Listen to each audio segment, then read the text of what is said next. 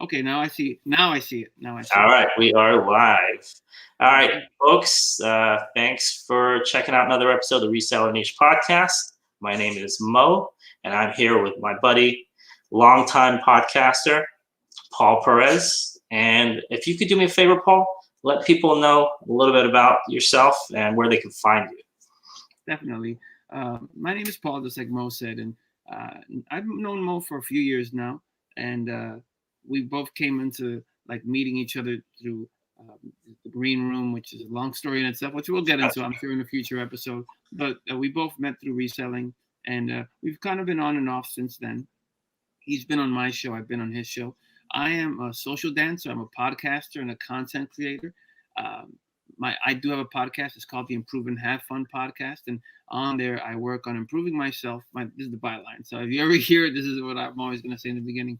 I work on improving myself while having fun along the way, with the hopes of encouraging, others to do the same. And I do so by documenting my life and interests. So I talk about all the things that interest me in the hopes of connecting with other folks that have that similar interest in mind. So it's kind of a little bit of a shotgun approach, but Mo and I will get into. I just think sometimes talking about one thing all the time can just become kind of dull. You know what I'm saying? Exactly.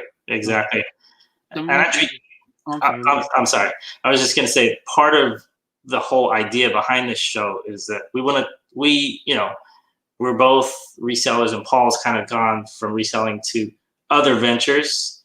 And that's kind of what we want to talk about. It's not just, what's your eBay haul, but how the rest of your life is going, and it's been affected by what's going on in the world right now. And actually, the big topic for today is we're going to be talking a little bit about COVID-19. We're not doctors or nurses or anything like that, not like that, but more about how it's just affected daily life for us as resellers and non-resellers, as just regular folk. How's it affected us moving forward, and what are we looking at in the future? So let me see here. I guess the first time I started thinking about it was when I saw it on the news around February, March, that time. So what was the first thing? I guess what's the first thing that changed in your daily life? How did it affect you, Paul? Like in terms of what you did on a daily basis?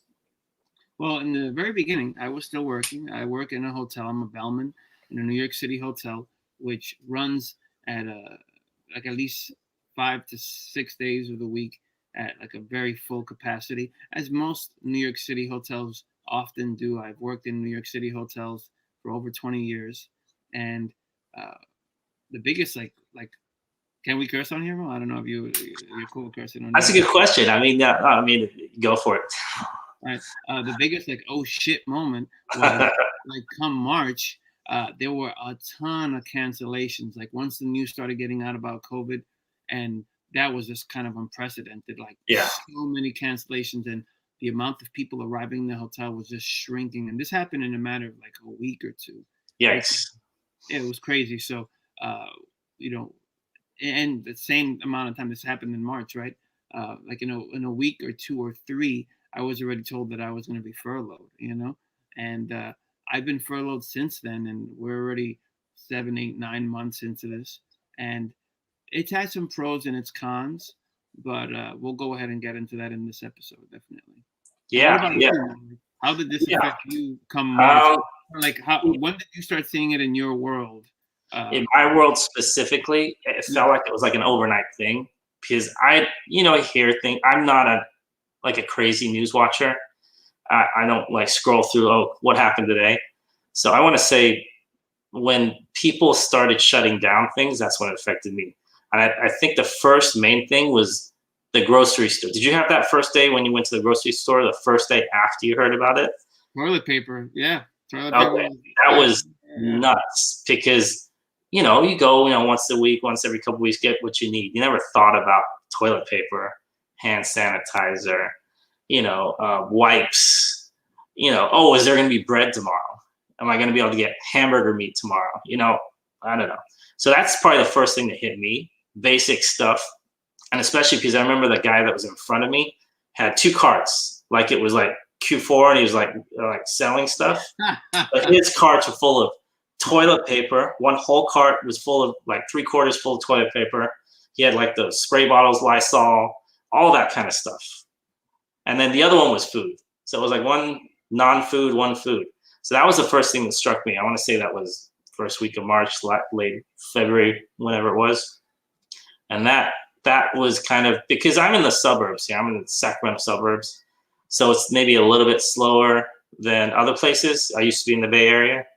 I was kind of lucky. I don't know if it's lucky or unlucky because I wasn't working, because I had a shipping store that shut down mid-2018.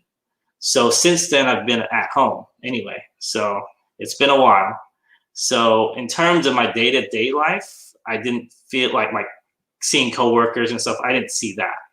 Well, most of what I saw was online, on TV, texting family, that kind of stuff. So in terms of it affecting me, unfortunately, I'm guessing I was probably affected by what I was seeing on the screen, on the social media, on TV.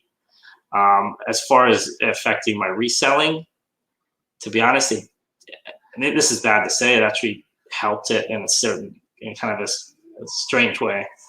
So yeah. I mean, I just remember thinking on like the second or third day, like, wow, everything has changed in a couple of days. So, I mean, that kind of strange feeling like, okay, well, this time last week, we weren't talking about toilet paper and, Lysol or whatever. So, I mean, as far as like the people, like this, one thing I will say, this whole area didn't go nuts. Like the town I live in it's pretty low key. You didn't see a bunch of people like freaking out or anything like that. I don't know if it was like that because you're more in the city than I am. So did you notice people around you, like your environment, maybe not you specifically, but the people around you kind of freaking out or I don't know, reacting in an adverse way? Or I mean, I'm in New Jersey. I'm in the East Coast. But what I definitely noticed was the shopping was bonkers, and also you mentioned Lysol and wipes and hand sanitizer. Like that stuff was super hard to find for a few months. But I mean, it was all from the beginning when this whole thing started. Even rubbing alcohol was tough to find. And like when some of the 99-cent store in my area, or like I found some rubbing alcohol in a hardware store that I used to go to in my town in Union City, New Jersey, and like they were charging like $6-7 a bottle. You know what I'm saying? So yeah, and I mean, so it was crazy. It was like some very, I mean, I'm a little bit of a conspiracy theorist, and they talk about predictive programming, and I just think a lot of people, they watch this stuff because it is popular, and talking about like The Walking Dead and all these movies and things like that. I think that once there was even a hint of that, or like, of course, the new sensationalizing things, people just went bonkers. And like I said, like you said, they were like buying cans of food, they were buying the toilet paper. There was a story that I covered on the podcast regarding frozen pizza. There was a shortage of frozen pizza for a while. There was a meat shortage. It was bonkers. It was bonkers. So I just saw the mad rush, and like also going on social media, like seeing friends and like, oh look, I finally got some wipes. It's like gold kind of thing. So yeah, I saw like hysteria as well, definitely. No, it's crazy because I remember because I was looking on eBay to buy stuff, not to sell stuff, and I was just looking at, because I couldn't find any wipes. Because my whole thing is, I don't really use the spray stuff. We use the wipes a lot because I have 2 small kids. Couldn't find them anywhere. And I literally saw a listing that said $450, $500 for like a dollar store. I'm not talking about Lysol. I'm talking about, Annie Mae's wipes or whatever, some random 99-cent store brand. $400 sold. I was like, I'm in the wrong business. But I mean, no, that was probably the thing that struck me the most. And I even got a call from my sister, and she's in the Bay Area, and she's like, oh yeah, well, we had all these wipes, like in her office, they have like a central storage little closet that has like wipes and all that sanitizer stuff. That stuff all disappeared. She's all, we don't know who took it. There's only like 8 of us in this office, but everyone's looking at somebody else there. And She said, yeah, all the wipes and all the hand sanitizer just disappeared, like on the day they announced everything, like it was gold. Dude, like you're saying that, like talking about family, I for a long time I actually would have like gloves and mask at home, like Yeah, especially gloves to like just when I clean my bike. It's like a lot of parts that have oil and yeah. on them. So I just, I still use them to this day, like when I like grease parts and things. And the masks, just because like at one point in my life, I was like into like just covering my mouth while I slept. Long story, but like I said, because of the dust and stuff. But I just had that stuff like there forever, and like I ended up like speaking to my mom, she lives in Arizona along with my sister and my older brother, and like I ended up sending them stuff because Okay. there were things I was finding like in my town, I could find like masks and gloves at a reasonable price, and like I was sending it to them. You know what I'm saying? At one point, I sent it to them once, but yeah, it's crazy, dude. Like I said, I think people got into this whole post-apocalyptic, like meme that has been with us, which I like the genre. I'm not downing it. Like it's been Yeah. through TV, through video games, through books and comic books, and they just went to town. It's like this is happening, fuck, So. It was weird because I remember having these conversations. Actually, my brother, I remember he was. He's oh yeah, I'm buying these handmade. He was. He's oh yeah, I'm buying these handmade masks. Like people are making. Remember those things? And he's all yeah. It's like this I is. brought some of those. Dude, that's in the beginning. Like if you were into making masks, like I brought masks as well that were handmade, and two that I actually still have to this day. Like one is already on its last legs, but that was a good business. I'm talking about in the beginning too. But I'm Oh sorry. yeah. Oh yeah. About your brother. And then he was saying he was asking me about prices. I'm like, okay, I don't keep up to date on mask prices, but okay. He's all yeah, it's $45 and you get 4 of them. I'm like, Oh my God. wow, it looks like that guy just cut a T-shirt up or something. And I think likely. someone wore that. So I was like, I mean, did you already order? He's like, yeah, I already ordered them. They'll be here in 3 weeks. I'm like, you spent $45 on 4 masks. They won't be here for 3 weeks. And it's not like they're coming from like within California to California. I'm like, they haven't even made those yet. So maybe they ran out of T-shirt to cut them up or something. So I just thought that was a trip. I mean, just, ugh. Yeah. So The beginning of this situation, like I said, this is, I was having this conversation, and I've mentioned this many, many times before that, this is going to be a time that we look back at when we're older, and so much has happened because you and I are like in the same age group, more or less. Like, so much has happened, like in our years of existence on this planet, that it's just like crazy stuff, and this is going to be one of those crazy things, And I'm sure our parents can say the same, Yeah. That's crazy stuff happening, dude. Like, yeah. You wouldn't believe. You know what I'm saying? If I told you when you were a bambino, like your kid's age, oh yeah, you're gonna live through this, and that, you're gonna be like, dude, you're bonkers. Like that's on TV. You know what I mean? But I said, no, that's really gonna happen. I actually saw they were talking about that on news. Actually, like people younger than me, because I'm in my 40s. So yeah, they said people that are like, say, born in I don't know the late 90s, mid 90s, not even millennials, whatever is after the millennials. Those kids have it the worst because maybe they were like 5 or 6 during 9/11. Then after that they had the mini recession or whatever 2008 was called, and then now this, and that's all within the first 20 or so years of their lives. So it's like, wow. I mean, for us at least, we can remember, the 80s were not too bad. I can't really remember them too well, but they're pretty good. And then the 90s were pretty cool, I think. So I mean, I'd say the 20th century wasn't too bad. It's just the new century's kind of been interesting, we'll say.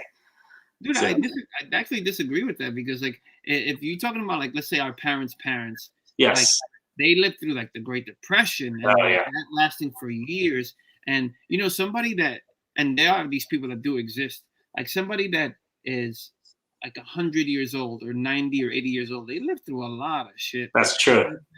So that's true. I mean, the good thing about like those kids that you mentioned in that particular age group, that we have technology, that we're not going hungry, that we're not like that's true, super sick or like with flu or like not like knowing how to solve the flu and chicken pox. The chicken pox not even a thing anymore. We had chicken pox, you know what I'm saying? When we were kids, you know. I But remember. Yeah, I hated chicken pox. I scratched yeah, it. yeah.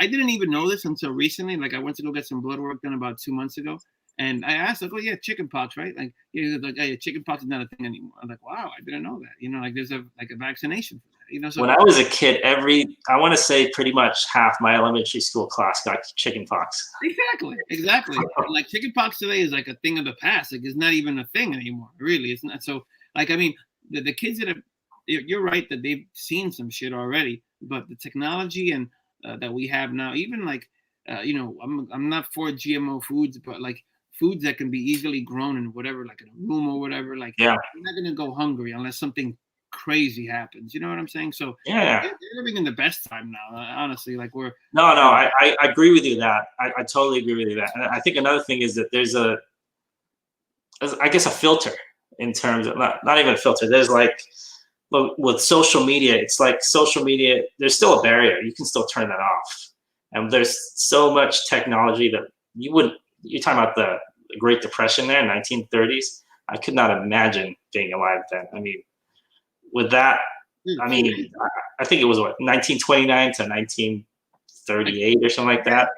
Yeah, like I'm talking about like you living in your house with your Yeah. mother's family, your brother's family, your sister's family, like everybody's living together because you just can't afford to like live anyplace else. Or Uh-huh. I mean, I mean, like I said, my little limited knowledge, like the ingenuity that came from it is just like when you have nothing, you're gonna find a way to make money, like making masks, or like, oh, you can go shovel your snow, or like I'll cut your grass, like whatever it is that Uh-huh. people growing their own stuff. So I mean, there was some ingenuity there, but still, like you know, like to live through that and it'd be a decade. You know what I'm saying? Like Yeah. this whole COVID thing, oh, Lord willing, blow over in the next year in 2021, or like you know. So like I said, we're living in unprecedented times, and it's exciting. Believe it or not, even as scary as this is, and we're recording this on election day. Uh, you know, it's an exciting time to be alive. Yeah. No, it really is. Because it just kind of reminds me of. I remember I wrote a report, a book report, ninth grade, and I think it said something like, "What is the most exciting thing that's happened to you so far?" And I think I mentioned something about going to like a baseball game or something like that, something mundane like that. And then I remember the teacher came back to it. She's all, well, maybe not exciting. What's the most scary thing that's ever happened to you? And then when she said that, I didn't really have anything to say. So I mean, I guess I had to think about it, and I don't even know what I said because I didn't have anything substantial to say. So I mean, but at the same time, like you said, with all the like with food, GMO for one thing, with the technology. Imagine doing business without the internet during COVID. How would that work? Because we relied so much on, these, not Uber, but like, DoorDash and that type of stuff for food delivery. Even Walmart, and like you can go pick up food. You don't have to even go inside. Imagine that. Imagine dealing with COVID without that. Exactly. I mean, it's just, yeah. I can't imagine actually living in a time like, even say, like you said, like the Great Depression there, with all the things they had to go through. You couldn't move. Like here, technically, if we really wanted to, we could say, you know what, I can't live in this place, this city. I can move across state. Move. How would you do that back then? You didn't have resources, because everybody was like living with each other and like just to try to make like save or like try to make some money. You know what I'm saying? Maybe it's equivalent to like immigrants, like maybe not right now, like coming to this country for the first time. And my father was a super for many years, and like there was this, and I'm not throwing shade. I'm just reporting like what I've like experienced. Like I, in his building there were like a bunch of Chinese folks that just had, and they will rent a big apartment and then have mattresses everywhere in the apartment, and just like there'd be like a bunch of people living in there. You know what I'm saying? And so like maybe they could get on their feet and they could like kind of move on. You know what I'm saying? But or like I've even heard that like sometimes like with Mexican folks like that they'll like do the same. So but like even in that situation, there are like still like resources and things that one can use. And I'm a child of a good parent. I'm sure you are as well. Yeah, you know what I am. So I forgot where I was going with this, but I did want to say one thing. Just going back, like I said, we are totally like off the rails here, but we're talking. This is good. You know what I'm saying? But I don't think that your teacher should have discounted like you if like you said that the most exciting thing that's happening was a baseball game, or you didn't know what was like the scariest thing, because those are your experiences and those are valuable. Sure. You know what I'm saying? Yeah. So like I kind of throw shade on your teacher from the ninth grade for like giving you guff about that. You know what I'm saying? But yeah, like I said, I forgot where I was going with that last point. No. You're right. I mean, if you're taking on those points there, just like you said, I'm a family of I come from an immigrant family as well. But like, if anyone doing anything just to move from one place to another, you have to do what you have to do. For maybe it's like you don't speak the local language, you don't know the local area, obviously, you don't know one, you don't have an in, and to get something that you need.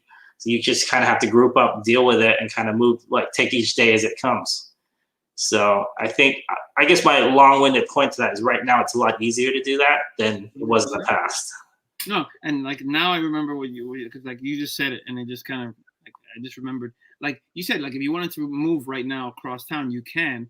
And similar, like I look right even like behind you right now, and Yeah. like you look behind me right now, like all these things that we have, Oh, these yeah. are resources that we can like sell because we know how to resell. Like bring it back to reselling, where like if we super got in a pinch and we just had to get rid of things, we have the internet, we have this reselling knowledge that we can go ahead and like try to make some money just to even support ourselves for a little bit more, like for a big move or something like that. So yeah, I mean, like I said, right now it's true we're going through tough times, but we are in the best position right now, health wise, so resources wise, to go ahead and like kind of like either we can move in with other folks, family, or like we're not like I said, we're not in the Great Depression kind of time. No.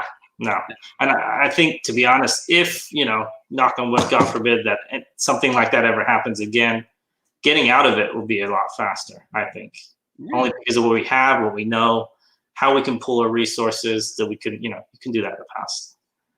I really, piggybacking on that point, the skill of simply reselling, and I'm sure it's called something else, but I guess arbitrage. Yeah, it's just that skill alone, like you can really, just with that skill alone, let's say like if you were dropped into some city, you just didn't know much, but you can find a way to make some resources. And one way that you could start like getting some money, you can like start buying and selling things. Like this knowledge is a knowledge that you can be dropped almost anywhere, and it can be applied. It can be applied. So it's never a thing where this reselling knowledge is valuable. Like it has value in that, because this reselling thing that you do, that you make your living by, I do in a very minimal way to this day, is knowledge that's been around with us since the beginning of time of trading, right? And like get like paying for a service, and then you know what I mean. So I think it's this reselling knowledge. You will never be in a pinch in the sense because of what you know. You know what I'm saying? Absolutely. And I think you've seen that a lot of, like you said, with masks. That came out of nowhere. A week before, nobody was making masks, or especially not making them for money. You're paying $400 for wipes. That one. Yeah. I think I did pay like $25 for wipes, which I thought was ridiculous. Especially for dollar store wipes. But I mean, no. I mean, I'm just thinking about how, I guess the next part, I want to see if maybe we can talk about this movie. How is this going to affect us moving forward? Like 2021, 2022. Not just in terms of reselling, but like just going through everything we've gone through in the last 9 months or thereabouts. How is this going to affect us? Are we going to be more cautious? Because I know like after like 2008, the banking crash and everything, people seem to start saving more. People seem to, I heard there was a drop in the amount of people, splurging on big cars, big houses, that kind of stuff. So I was just saying that, I guess moving forward, how would you say this is gonna like change us in the way, maybe in the mindset, in our mindsets? Excuse me. God bless you. Thank you, buddy. How it's going to change me personally?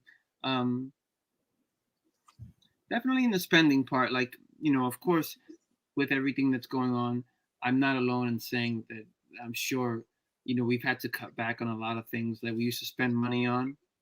And uh, which is a good thing, you know what I mean? Because you kind of see where the fat was, and you see like where we just kind of spending money frivolously, and you start to like, what, I don't actually need that. And now Yeah. that I'm without it, it's the thing where like I don't kind of miss it, Yeah. But I think the really I'm a big fan of James Altucher. I always talk about him, and uh, I really believe that like business is going to be different. You know what I mean? Like I expect to, Lord willing, I want to go back to my job. It's a union job, and the pay and the benefits are great. Yeah. I'm a single guy. I have no debt. I have no kids. So like I was fine, with my union job. And I enjoyed it too.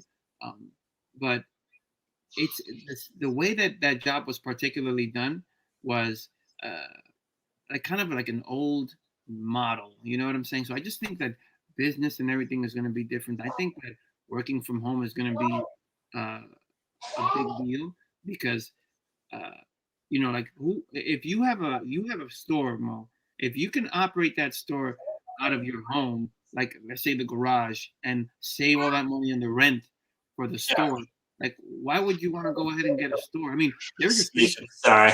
That's okay.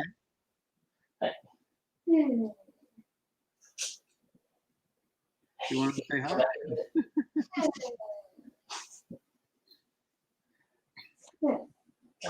I'll see you in a second. What? I said I'll see you in a second. Thank you.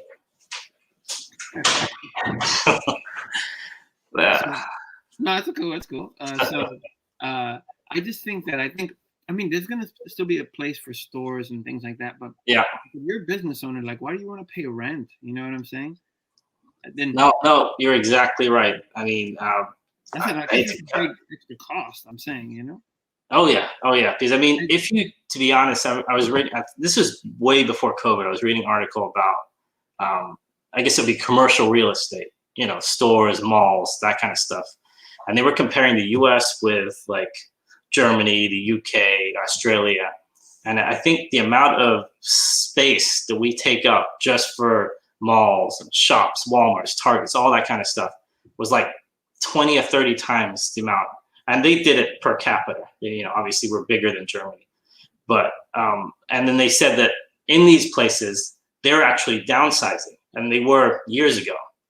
So like if you go to a place like, in, New York City, commercial real estate is expensive, Hong Kong, London, all these places. So instead of building, 20, 30,000 square foot lots, they're taking those lots that are already there and subdividing them. And I think that's probably going to be the future. Like you see a lot of people like especially around here when I had the shipping store, we would do these these companies would just go under. Like they're like .coms from the early 2000s. And you walk in and it's like a wasteland, like copiers and papers and files all over the place in these big buildings. And they had literally 48 hours to get everything out. So that's what we do. We go in and we like pick up stuff that needed to be shipped off to some random place, and we do that.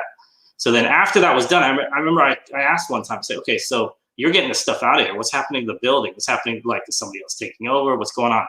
And they said, well, I don't know. So then I actually asked the guy that was I guess he was the manager of the building. And he said that the only thing we can do is chop this place up, not physically, but they like build up, they put like the fake walls in, and they have to hope that people come in. Instead of having one company, you can have 10, 20, 30. But you can't do that. But the problem with that is that sometimes one company goes under, there's other companies in the same area doing the same thing. So then now you're competing with that. So I think my long-winded way of saying this is that everything's going to have to be downsized. We have enough buildings that are already built for all the stores we need, I think. And that's going to be the future, I think. Smaller small little kind of like pop-ups. Have you ever been to like pop-up restaurants and stuff like that? Yeah. Like around in time, because I worked in Times Square many years, so you see Yeah. that a lot, like especially seasonally. Like you'll see like a hat store for like winter, or like you'll see like a particular kind of food. Or I remember even like Tide had like, or was it Paper Bounty? They had a store when a product was coming out for a few months. Yeah. Because I think back in the day, it was kind of like you see, instead of a pop-up, it'd be like somebody just with like a stall or like a stand in front of the store. But now I think business owners are like going to be like, you know what? I don't have any business from like 5 p.m. to 2 a.m. in the morning, and then, that's why like they're having other people come in and, rent out the space, or maybe they just have another restaurant at night or a bar or whatever. The funniest one that I thought that didn't even work is the second to last location we had. This is probably 2016, 2015. We had it was a small warehouse location, like a little office and a warehouse. Right next to me, there was a car place, like just a roll-up door. He had enough room for 2 cars, and he'd fix up cars. But at night, I remember I left one time like at 7 p.m.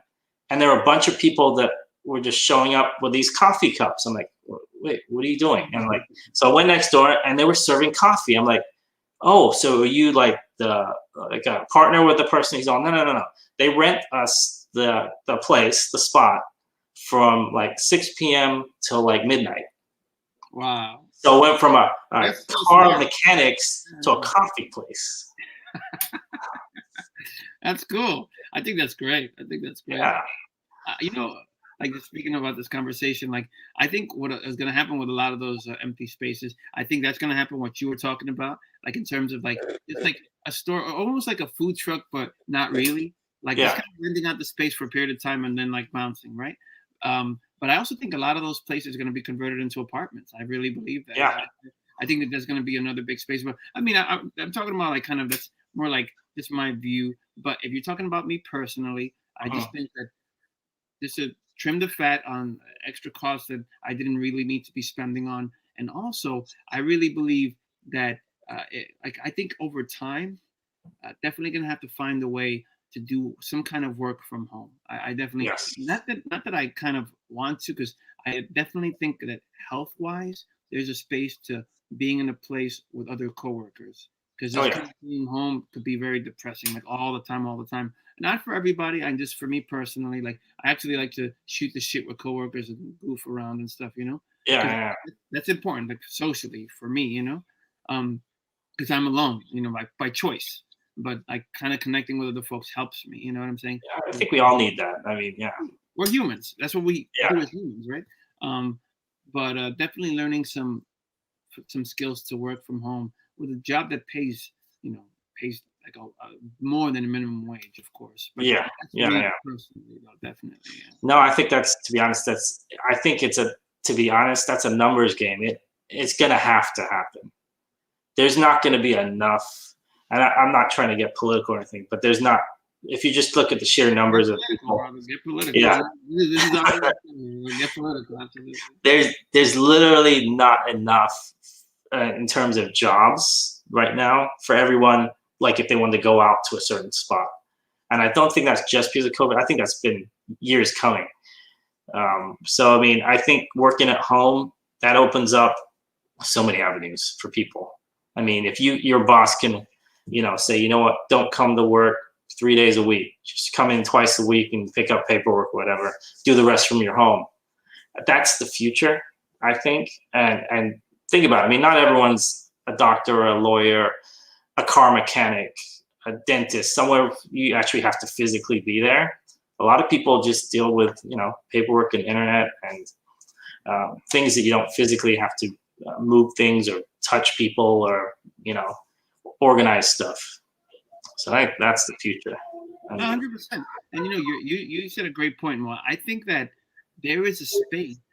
Like if people ever thought like, no, plumbing is stupid or carpentry or electrician, not at all. There is totally a space for that. And you might be even in more demand as we move into the future. So like if any young folks are listening to this, like, and you're just thinking about like, let me just kind of have a job that I can do, because this is kind of how I live my life. Let me have a job that I can do that I can somewhat enjoy or just semi-enjoy. so they can fuel like the things that I actually want to do. And like these traditional kinds of jobs, there is still going to be a demand and a space for them. And I'm talking like the things you said, like dentistry or like being a doctor, being a lawyer, being an electrician, being a carpenter, being a plumber. There is a space, or even an IT person, because need work like to get into it, because people, internet's taken over already. You know what I'm saying? So but yeah, I do agree. Like we are going to be working from home definitely more often, and I think it's going to be good to have good skills regarding that. But one more thing that I wanted to talk about was like, people, and I used to be one of these people that used to think that because of innovation and technology that is going to eliminate a bunch of jobs, and it will. But in the same token, it does open up a whole other avenues of jobs, whether they be good, well paying or not. That's a different story. But like, think about like how Uber has changed like the car, like, kind of like flipped it on its head. But like it's opened up all these kind of like jobs, kind of like this maintaining the Uber like, behind the scenes and the app, and then drivers and the person you got to talk to in the office. So it's opened up all these other jobs because of the popularity of Uber. So like, new technologies, like let's say robots start doing a lot of the physical labor, then there's going to be a need for like, repairing the robots, or even like programming the robots. When the robots can do that, then there's going to be another demand for a different kind of job then. And by that time, we'll just like, it'll be the norm to go ahead and combine with technology, because it's affording us to live an extra 100 years. You know what I'm saying? Yeah, I know. Things are evolving, and new innovations in technology are going to open up more jobs in different industries for us. Definitely. Absolutely.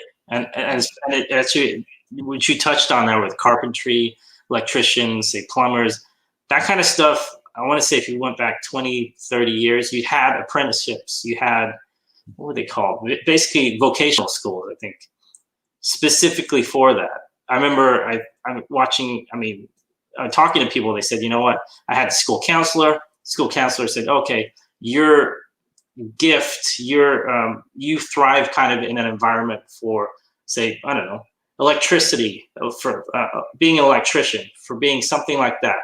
And that kind of went away, I guess, when, tech took over. But I think, like you said, it's coming full circle. So I think those jobs are going to be they actually are in high demand now. I was talking to the guy, he's a handyman. I guess I'm not sure what else to call him, right here in Sacramento. And then I asked him, so how long have you been doing this, that. He told me about his education. He had like multiple degrees and all this. He said, I make way more doing this. And he's probably like in his mid 60s or something like that. He used to work in the Bay Area. He used to get calls out, especially, he said, when the tech boom was there, doing all kinds of things because people just didn't know how to do them. He would even get called in to train people because he was far. They say, oh, can you train? I have these guys here. Can you train them how to do this so you don't have to come back? And then he even did that for a while. So there is a need